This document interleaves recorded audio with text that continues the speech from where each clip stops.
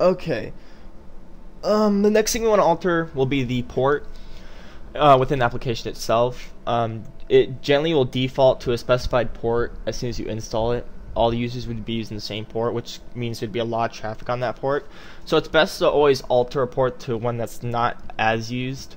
In this case, we want to use like a port in the range of 50,000 to 65,000. So go ahead and open up the Utorrent client. So just open this up here, and you should see there's mine right there. Okay, and within the Torrent client, you want to go ahead and go to the Options tab, left click on that, and then from there go to Preferences. And I believe we want to go under Connection, and there should be your port.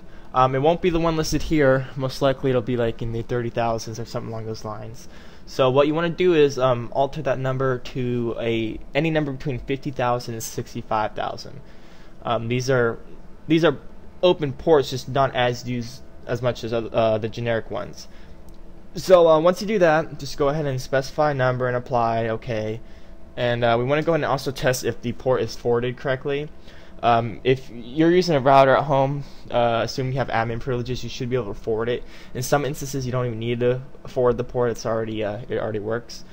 This little green mark generally means that the port is forwarded correctly. If there's like a little triangle with an exclamation point in it, it's yellow, or some kind of red X, that generally means the port's not being forwarded correctly, or there's something blocking the connection.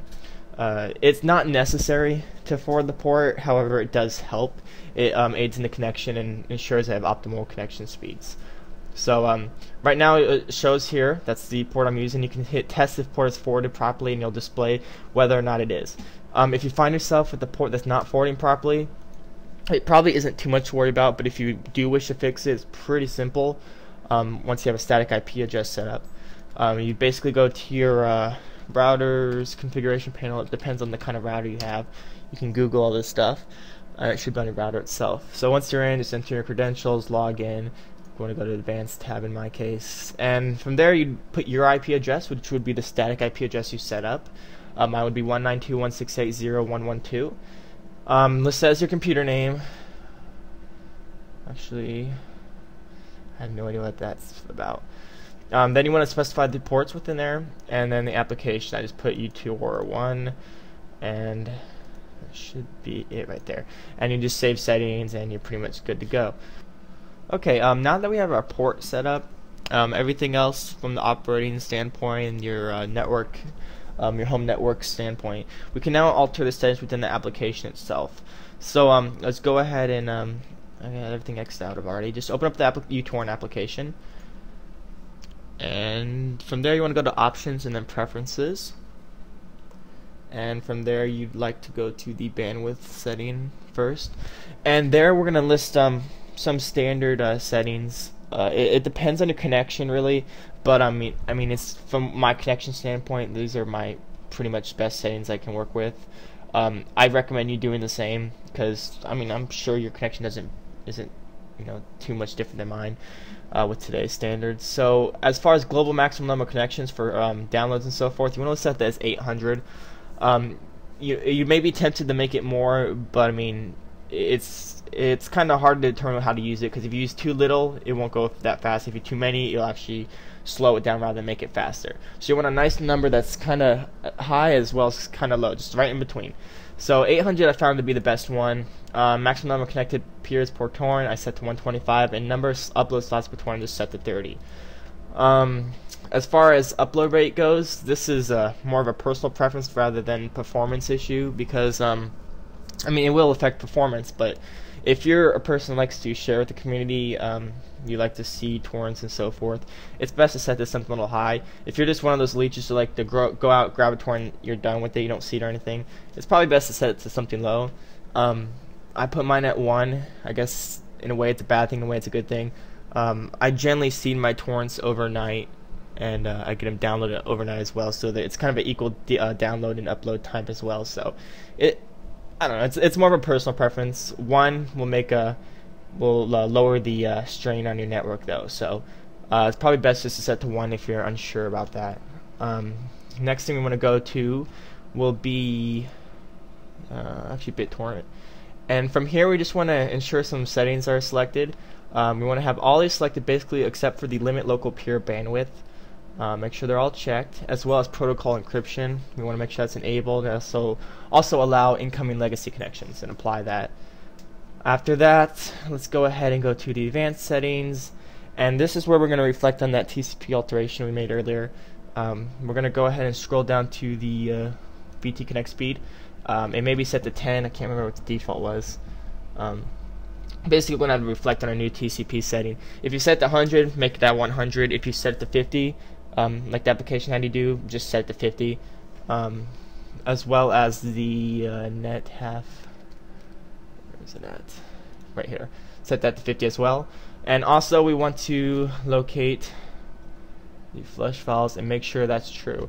I believe it defaults to false. I'm not sure, but just make sure that's true and apply those settings and OK, and you should be good. Okay, the last configuration we can really do as far as torrents go would be the torrent specific alterations. Those optimizations are done to the torrent file itself rather than the application or the operating system. So actually I already have mine open. So open up your Utorrent.